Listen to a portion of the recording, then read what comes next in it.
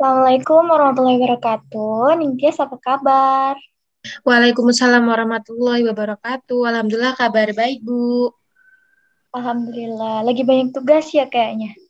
Iya, tugasnya banyak banget, Bu. Oh ya, Ningtyas sudah makan sebelum join? Alhamdulillah sudah, Bu. Oke, sekarang Ningtyas ada di mana? Saya sekarang lagi di rumah ibu saya. Oh, baik. Kemarin Ningtyas chat saya karena butuh bantuan berupa konseling ya. Sepertinya masalahnya sangat berat. Iya, benar sekali, Bu. Saya pikir saya butuh konseling. Baiklah, sebelum itu alangkah baiknya kita berdoa terlebih dahulu agar kegiatan konseling berjalan dengan lancar dan permasalahan yang sedang Ningtyas alami segera terselesaikan. Berdoa dimulai. Berdoa selesai.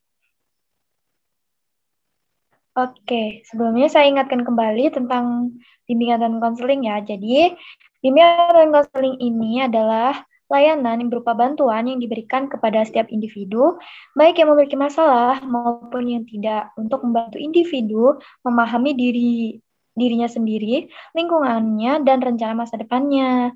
Nah, bimbingan konseling ini juga memiliki kode etik yang harus diperhatikan dalam pelaksanaannya. Jadi, jangan khawatir akan kerahasiaannya. Semua perasaan yang Ningtyas utarakan nanti saat proses konseling hanya saya, Ningtyas, dan Allah yang tahu. Baiklah, apakah Ningtyas sudah siap mengutarakan masalah yang dialami? Insya Allah sih ya, Bu. Jadi, begini, Bu. Beberapa tahun yang lalu, orang tua saya itu bercerai. Nah, saya itu ikut bapak dan kakak laki-laki saya itu ikut ibu. Nah, beberapa bulan kemarin, bapak saya itu menikah lagi dengan janda anak satu. Dan anaknya itu baru SMP kelas 1, Bu. Nah, makin hari nih, perlakuan bapak saya itu kayak mulai berbeda, Bu. Bapak saya itu selalu menuntut saya untuk sempurna. Nah, dalam artian, segala bidang gitu Bu sempurnanya. Nah, saya tuh dipaksa ikut olimpiade, kemudian didaftarkan eh, privat les, kemudian hanya karena harus menjadi contoh yang baik untuk adik saya begitu Bu. Nah, tak jarang juga bapak saya itu kadang memberi hukuman, Bu, kalau nilai saya itu tidak sesuai dengan ekspektasinya. Sampai suatu hari, saya itu ada lomba olimpiade. Namun, saya tuh hanya bisa dapat juara satu. Saat itu bapak saya tuh marah, Bu, dan melempar vas bunganya ke arah saya. Nah, beruntungnya vas bunganya itu hanya menggores di dahi saya.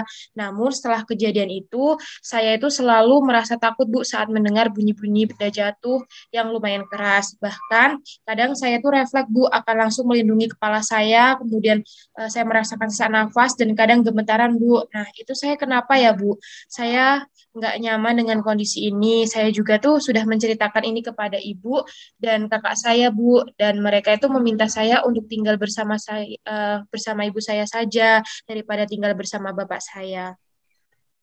Baik, setelah saya mendengar penjelasan dari Ningtyas, sepertinya Ningtyas mengalami panic attack ya, takut tiba-tiba pas dengar suara benda-benda jatuh yang lumayan keras sampai merasa sesak napas dan gemetaran. Iya Bu, benar sekali begitu. Tapi panic attack itu apa ya Bu? Jadi, panic attack itu adalah kondisi munculnya rasa takut atau gelisah berlebihan secara tiba-tiba yang ditandai dengan detak jantung yang bertambah cepat, napas menjadi pendek, pusing, otot menjadi tegang atau gemetar. Biasanya panic attack ini akan berlangsung beberapa menit atau lebih parahnya sampai setengah jam sih. Nah, serangan panik ini atau panic attack ini bisa dialami sesekali dalam hidup, yang biasanya nanti dia akan menghilang gitu saat keadaan atau situasi pemicunya berakhir.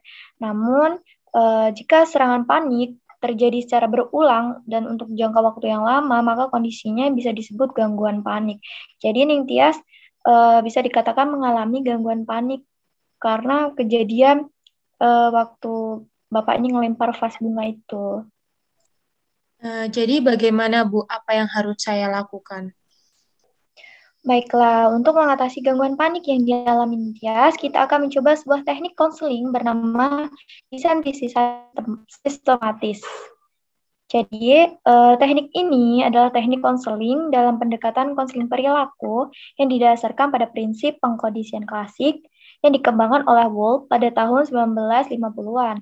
Teknik konseling ini juga bertujuan untuk menghilangkan respon ketakutan dari fobia, kecemasan, atau panik, dan menggantikan respon relaksasi dengan stimulus kondisional secara bertahap menggunakan pengkondisian balik.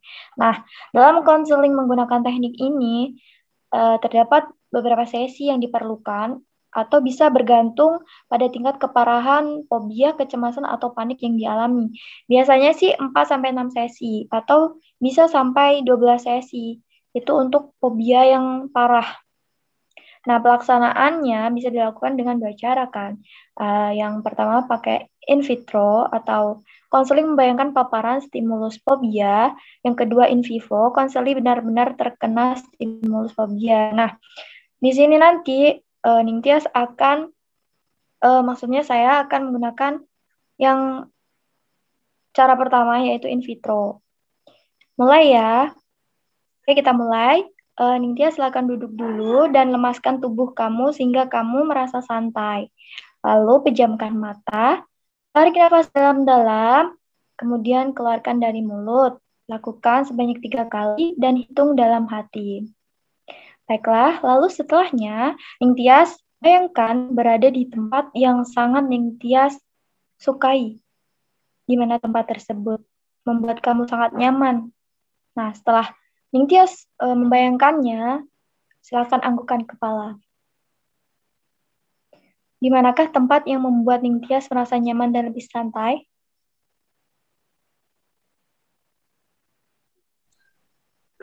Sekarang saya berada di padang rumput yang luas, Bu.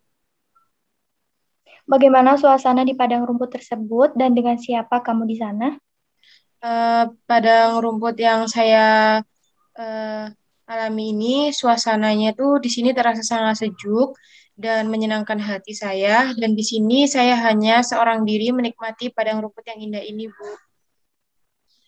Oh ya, bagus. Apakah sekarang kamu sudah merasa lebih rileks dan nyaman?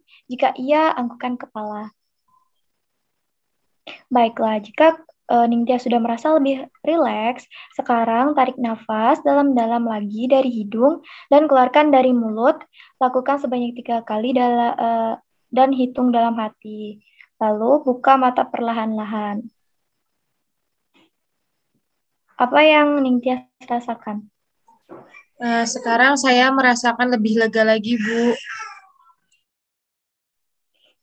Nah, baiklah, selanjutnya kita masuk ke desensitisasi sistematis aslinya ya. Baik, saya akan minta kamu untuk menuliskan hierarki kecemasan atau kepanikan kamu saat kejadian di mana bapakmu melempar vas bunga itu.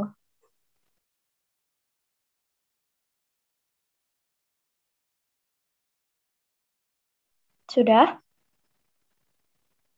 Sudah, Bu. Baiklah, terima kasih. Nah, sekarang eh, kamu kan udah menulis hierarki kecemasan atau kepanikan yang kamu alami. Nah, kita akan masuk ke teknik desensitisasinya. Silakan duduk dan lemaskan tubuh sehingga kamu merasa lebih santai. Pejamkan matamu, tarik nafas dalam-dalam, kemudian keluarkan dari mulut. Lakukan sebanyak 3 kali dan hitung di dalam hati. Apakah kamu sudah merasa nyaman? Jika sudah, silakan anggukan kepala. Baiklah, sekarang bayangkan kamu sedang berada di ruangan yang sama dengan bapakmu saat sudah berada sampai di rumah setelah selesai kegiatan Olimpiade tersebut. Bagaimana perasaanmu? Saya mulai gemetaran dan keringatan dingin, Bu. Nah, saya tuh mulai tidak tenang dan takut melihat reaksi Bapak.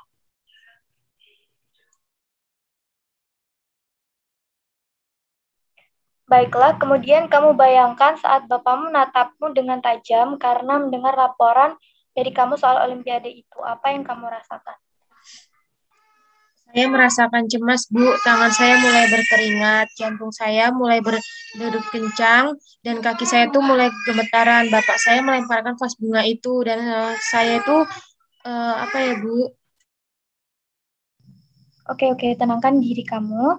Tarik nafas dalam-dalam dari hidung, kemudian keluarkan lagi dari mulut. Lakukan sebanyak 3 kali dan hitung dalam hati. Saya minta kamu bayangkan kembali tempat yang membuatmu sangat nyaman dan rileks. Buat dirimu senyaman mungkin ya. Jika kamu sudah merasa lebih nyaman, anggukkan kepalamu.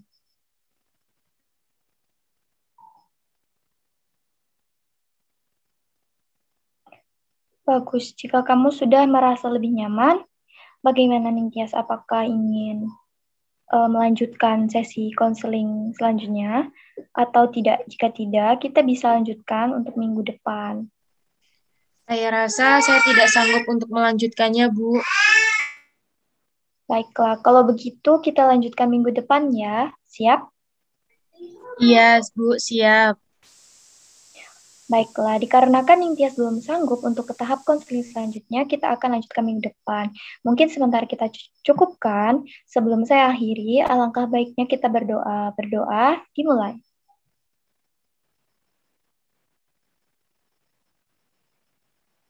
Berdoa selesai.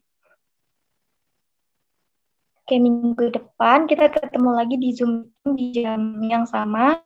Apakah Ningtyas setuju?